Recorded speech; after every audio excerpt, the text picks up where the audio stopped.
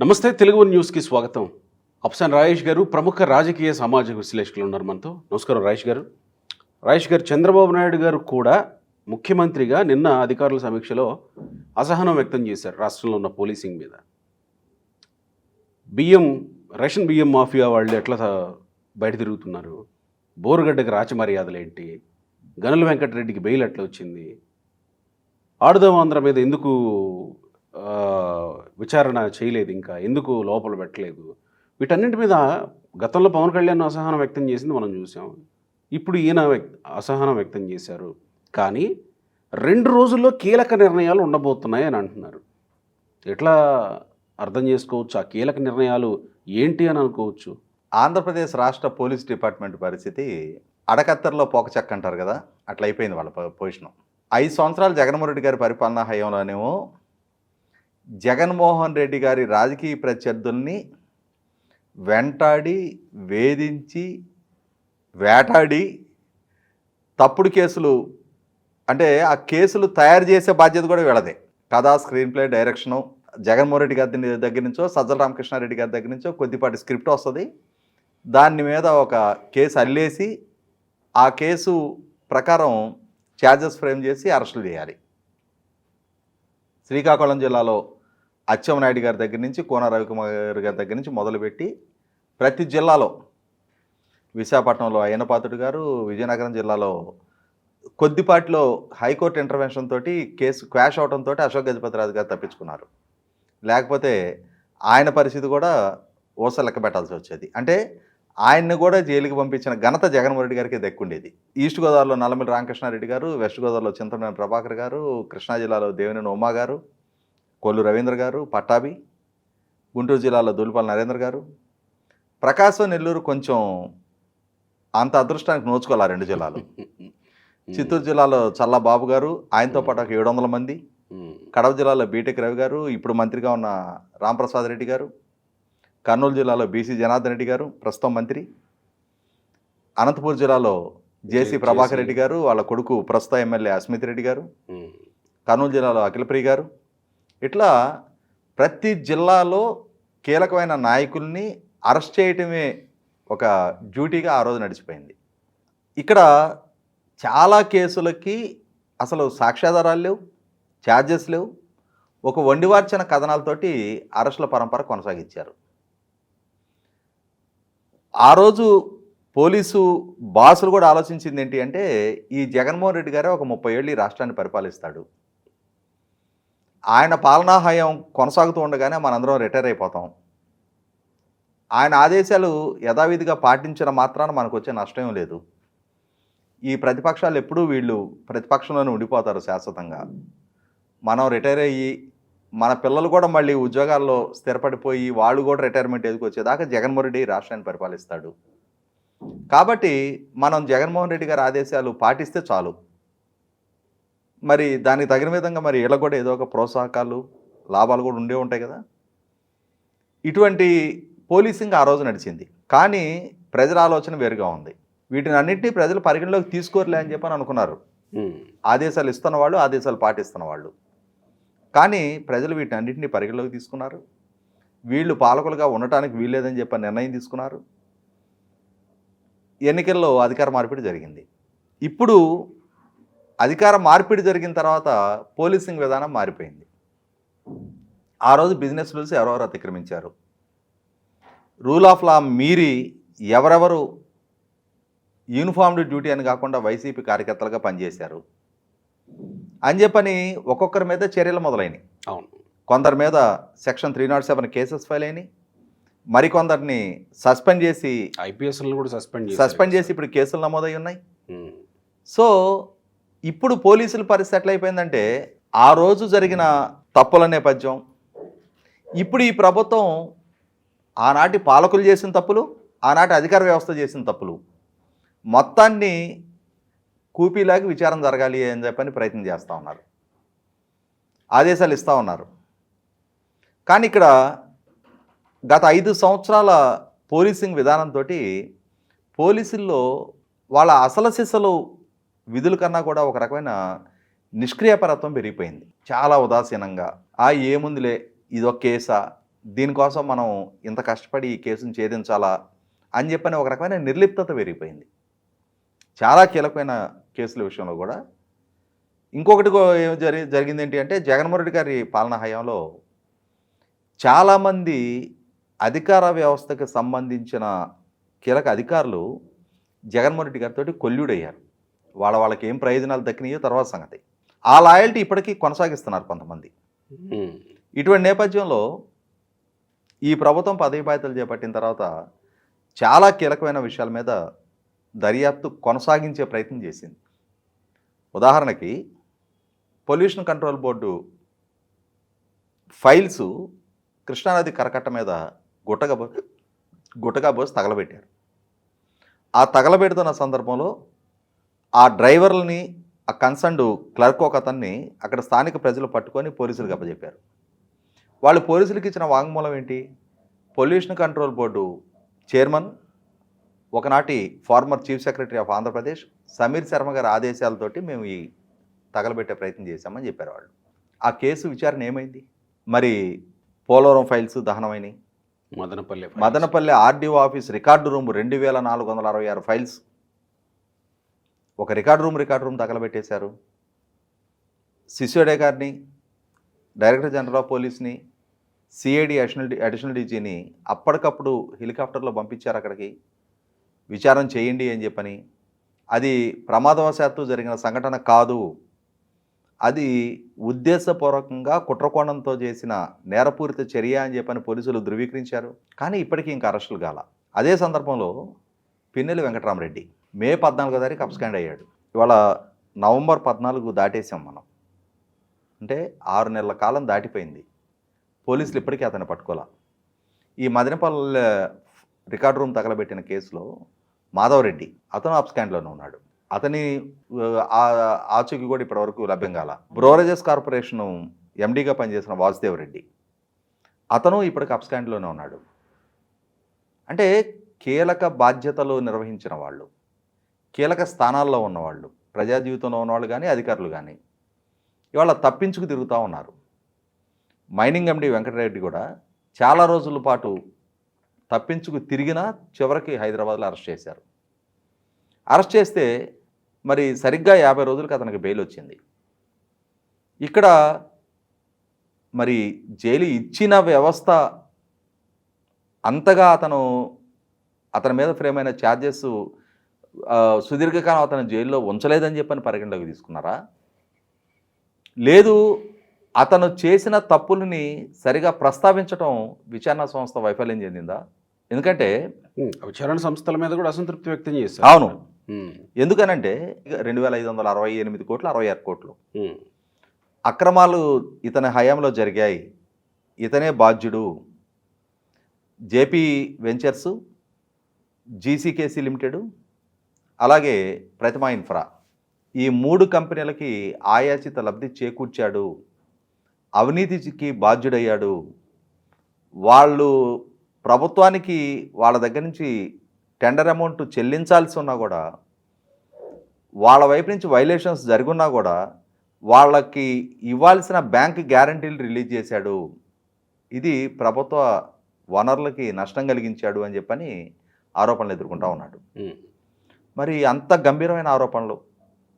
ఇక్కడ గమనించుకోవాల్సింది ఏంటి అంటే, ఇదే న్యాయాధికారి ముందు గతంలో చంద్రబాబు నాయుడు గారి కేసు రావడం జరిగింది. చంద్రబాబు నాయుడు గారి కేసుకు సంబంధించి ఆ రోజున ఆయనకు ఆర్థిక ప్రయోజనాలు చేకూరిన ఒక్క రూపాయి ఆధారం లేదు. పలానా అకౌంట్ నుంచి పలానా అకౌంట్కి ఈ మనీ ట్రాన్స్ఫర్ అయిందనే ఆధారం లేదు. అదే సందర్భంలో చంద్రబాబు నాయుడు గారి మీద కేసు నమోదు చేయడానికి ఉండాల్సిన ముందస్తు అనుమతి గవర్నర్ గారి నుంచి తీసుకోవాల్సిన 17A ఆ అనుమతి లేదు. వాస్తవంగా ఆ రిమాండ్ రిపోర్ట్ని రిజెక్ట్ చేసి చంద్రబాబు నాయుడు గారిని విడుదల చేయాలి. కానీ అక్కడ ప్రాసిక్యూషన్ వాదనతో ఏకీభవించిన న్యాయాధికారి గారు చంద్రబాబు నాయుడు గారిని రిమాండ్కి పంపించారు. మరి ఇక్కడ ప్రాసిక్యూషన్ న్యాయాధికారి గారిని కన్విన్స్ చేయలేకపోయిందా? లేదు, న్యాయాధికారి గారికి ప్రాసిక్యూషన్ వాదనలో హేతుబద్ధత కనిపించలేదా? ఈ వెంకటరెడ్డి ద్వారా ప్రభుత్వ ఖజానాకి నష్టం కలగలేదని చెప్పని భావించారా? ఏ కారణమైనా సరే ఇవాళ వెంకటరెడ్డి అయితే బయటకు వచ్చేస్తున్నాడు. బెయిల్ వచ్చింది కదా. కానీ ఇక్కడ గమనించుకోవాల్సింది ఏంటి అంటే వెంకటరెడ్డి మీద ఈ ఒక్క కేసు ఫైల్ చేయటం ఏంటి? ఇదే వెంకటరెడ్డి మైనింగ్ ఎండీగా కొనసాగుతూ ఉండగా ఎన్జిటి ద్వారా జరిగిన ధృవీకరణ ఏంటి? Central ministry for environment and forest వాళ్ళని పంపించి వాళ్ళ ద్వారా తెప్పించుకున్న రిపోర్టు ప్రకారం కేవలం 40 రీచ్లు మాత్రమే అధికారికంగా ఉండాల్సిన ఆంధ్రప్రదేశ్ రాష్ట్రంలో, అంటే 146 రీచ్ల్లో 106 రీచ్లు ఎన్జిటి రద్దు చేసిన దృష్ట్యా స్థానిక అవసరాల కోసం 40 రీచ్లు మాత్రం ఆపరేట్ చేసుకోమని ఎన్జిటి ఆదేశాలు ఇచ్చినా ఇవాళ కేంద్ర అటవీ పర్యావరణ మంత్రిత్వ శాఖ నుంచి ఎన్జిటి ఆదేశాలతోటి వచ్చిన పర్యవేక్షణ చేయడానికి వచ్చిన అధికారులు వాళ్ళు జీపీఎస్ ట్రాకింగ్లతోటి శాటిలైట్ ఇమేజెస్ తోటి ఎన్జిటికి సుప్రీంకోర్టుకి సబ్మిట్ చేసిన రిపోర్టు ప్రకారం 500 రీచ్ల్లో ఇసుక తవ్వకాలు జరుగుతూ ఉన్నాయి. అంటే ఎన్జిటి 40 రీచ్లకు మాత్రం అనుమతిస్తే ఇంకొక 460 రీచ్ల్లో అదనంగా ఇసుక తవ్వకాలు జరుగుతూ ఉన్నాయి. అది కూడా మాన్యువల్ లోడింగ్ చేయండి అని చెప్పని ఎన్జిటి ఆదేశాలు ఇస్తే హెవీ మెషినరీతో లోడింగ్ చేస్తూ ఉన్నారు. ఒక్కొక్క ప్రొక్లైనర్ bucket capacity 1.5 to 2 ton capacity ఉంది. అంటే ఒక్కసారి ఒక బకెట్ ప్రొక్లైనర్తో తవ్వి తీస్తే 1.5 to 2 టన్ను ఇసుక తవ్వేంతటి హెవీ మెషినరీ వాడుతూ ఉన్నారు. ఆన్ అండ్ యావరేజ్న పర్ డే ఒక్కొక్క రీచ్లో 1500 నుంచి 2000 టన్నుల తవ్వకాలు జరుగుతూ ఉన్నాయి అని చెప్పని ఎన్జిటి ద్వారా నియామకం చేపట్టబడ్డ కేంద్ర అటవీ పర్యావరణ శాఖ అధికారులు ధృవీకరించి పూర్తి సాక్ష్యాధారాలతో మరి సబ్మిట్ చేయడం జరిగింది ఎన్జిటికి రిపోర్టు. అదే రిపోర్టు సుప్రీంకోర్టు ముందు కూడా టేబుల్ అయింది. మరి ఎండీగా ఉన్న వెంకటరెడ్డి కదా బాధ్యుడు. ఇతని ఆధ్వర్యంలో 23 కలెక్టర్లు, ప్రిన్సిపల్ సెక్రటరీ ఆ రోజు ద్వివేది, వీళ్ళందరూ కూడబలుక్కొని ఎటువంటి ఇసుక అక్రమ తవ్వకాలు జరగటం లేదు అని చెప్పని ఎన్జిటికి తప్పుడు రిపోర్ట్ ఇచ్చారు. ఒకటే లెటర్ మీద అందరూ సంతకాలు చేసి, ఒకే లెటర్ మీద కాదు, ఒకే ఫార్మాట్ ట్రూ కాపీలు తీసుకొని సంతకాలు పెట్టి పంపించారు. మరి ఎవరు బాధ్యులు దీనికి? ఆ 23 కలెక్టర్లు ఇప్పుడు ఈ ప్రభుత్వంలోనే కొనసాగుతూ ఉన్నారు. మరి ద్వివేది మీద కేసు లేదు, వెంకటరెడ్డి మీద ఈ కేసు ఎందుకు ఫైల్ చేయలేదు? అంటే ఒక్కొక్క రోజుకి 1,00,000 టన్నుల తవ్వకాలు జరిగాయి.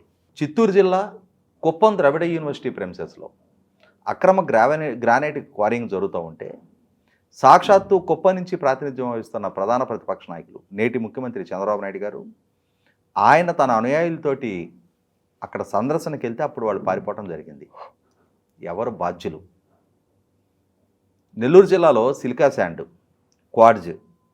క్వాడ్జ్ అక్రమ క్వారింగ్ జరుగుతుంది అని చెప్పని సోమిరెడ్డి చంద్రమోహన్ రెడ్డి గారు అక్కడ అడ్డుకునే ప్రయత్నం చేస్తే పోలీసులు ఆయన్ని చాప చుట్టినట్టు చుట్టి తీసుకెళ్లి ఇంట్లో పడేశారు. క్వారింగ్ అడ్డుకోలా. గుంటూరు జిల్లాలో పొన్నూరు నియోజకవర్గంలో చేబ్రోలు మండలంలో 700 ఎకరాల్లో ఒక్కొక్క ఎకరం 80 అడుగుల లోతున, అంటే ఒక్కొక్క ఎకరంలో ఆన్ అండ్ యావరేజ్ 3 కోట్ల రూపాయల గ్రావెల్ తవ్వకాలు జరిగాయి. ఒక్క చేబ్రోలు మండలంలోనే 2100 కోట్ల రూపాయల గ్రావెల్ అక్రమ క్వారింగ్ జరిగితే ఎవరు బాధ్యులు?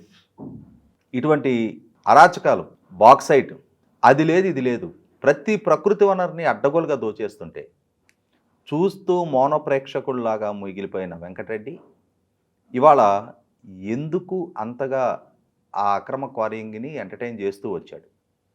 ఇవాళ అతనికి ఒకే ఒక కేసు ఫైల్ చేయటం ఏంటి?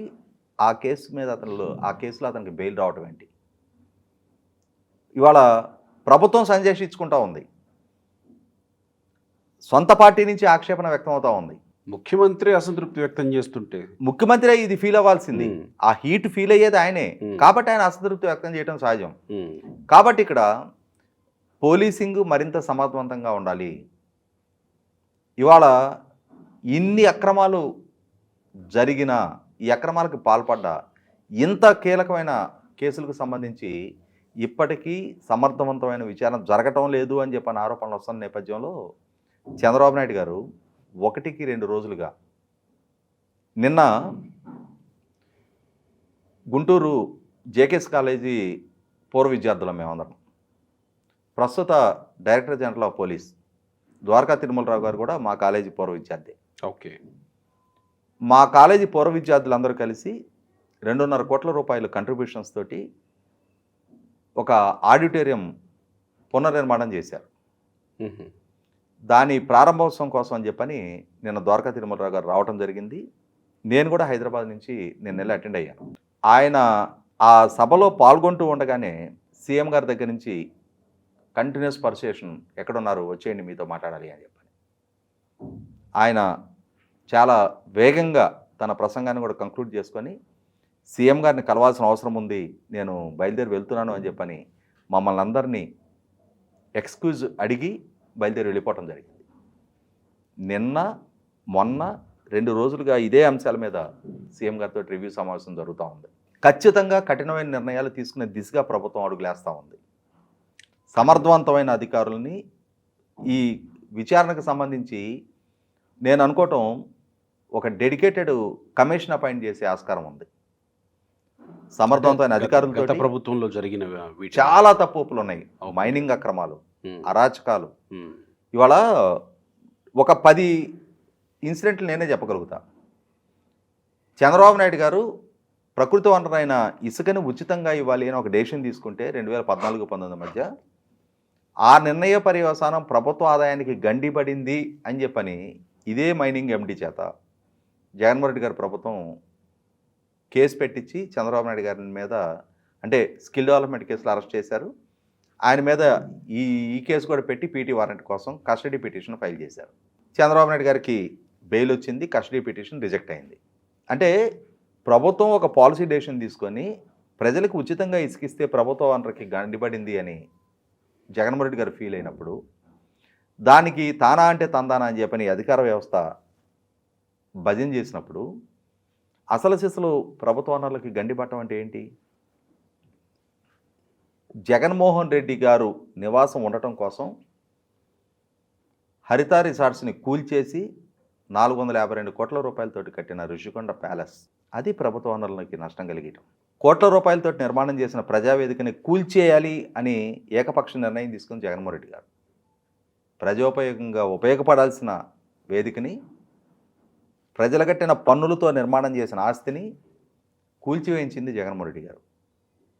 7,000 కోట్ల ఖర్చు పెట్టి ప్రారంభించిన రాజధాని పనులని స్తంభింపజేసి ఇవాళ ప్రైస్ ఎస్కలేషన్లో అదే పనులు మళ్ళీ తిరిగి కొనసాగించాలి అని అంటే కొన్ని వేల కోట్ల రూపాయల అదనపు భారం ప్రజల మీద పడుతుంది అని అంటే, ఒకటి 5 సంవత్సరాలు ఆ జెస్టేషన్, అంటే ఒక ప్రాజెక్టు మొదలు పెడితే దాని ఫలాలు ప్రజలకు అందే పీరియడ్ జెస్టేషన్ పీరియడ్ అంటారు.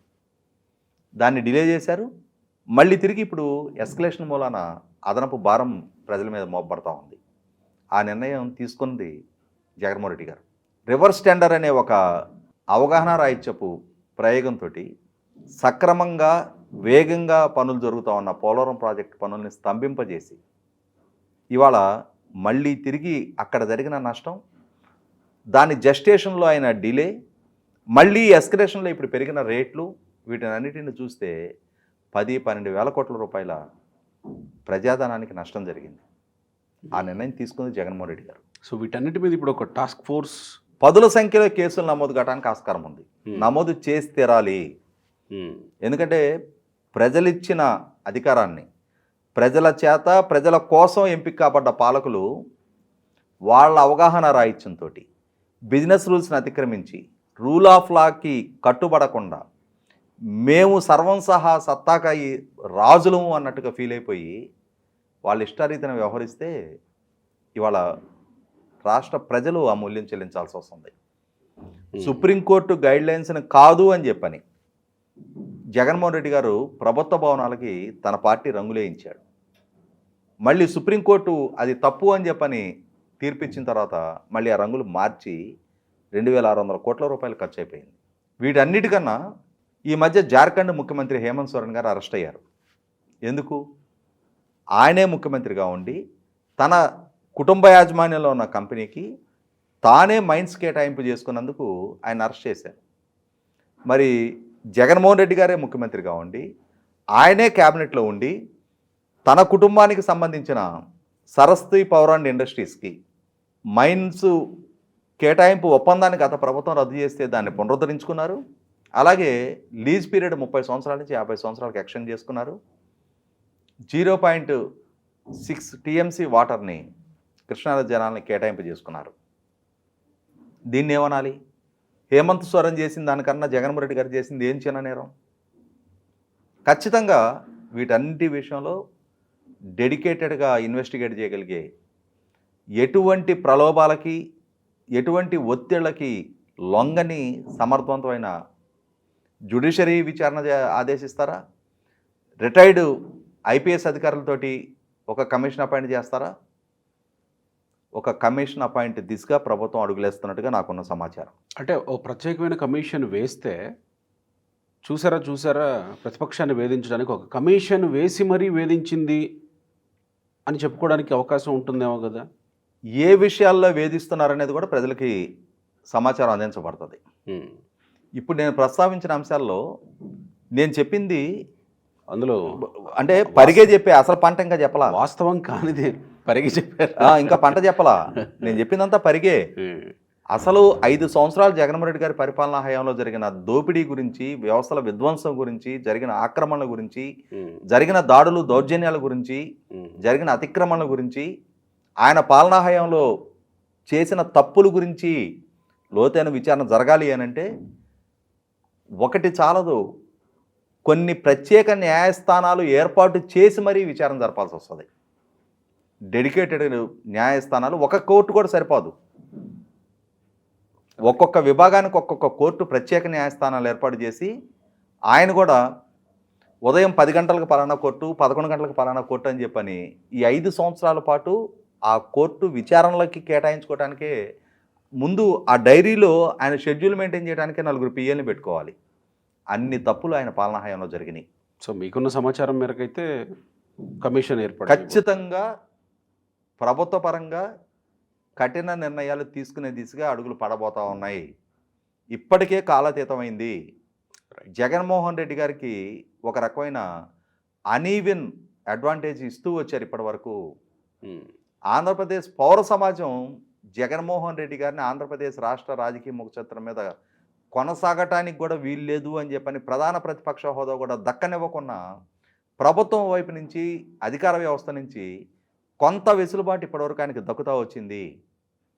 ఈ హనీమూన్ పీరియడ్ ఇక ముగిసినట్టే. నేను ఎలా అయితే చంద్రబాబు నాయుడు గారు మంత్రుల్ని మీ హనీమూన్ పీరియడ్ ముగిసింది, ఇక మీరు మీ పాలనా వ్యవహారాల్లో పూర్తి స్థాయిలో నిమగ్నం అవ్వాలి అని చెప్పని ఆదేశాలు ఇచ్చారో, జగన్మోహన్ రెడ్డి గారికి సంబంధించిన హనీమూన్ పీరియడ్ కూడా 5 సంవత్సరాలు ముఖ్యమంత్రిగా ఆయన అనుభవిస్తూ వచ్చిన లిబర్టీయే ఇప్పటి వరకు అనుభవిస్తూ వచ్చారు. ఇక సాధ్యం కాకపోవచ్చు.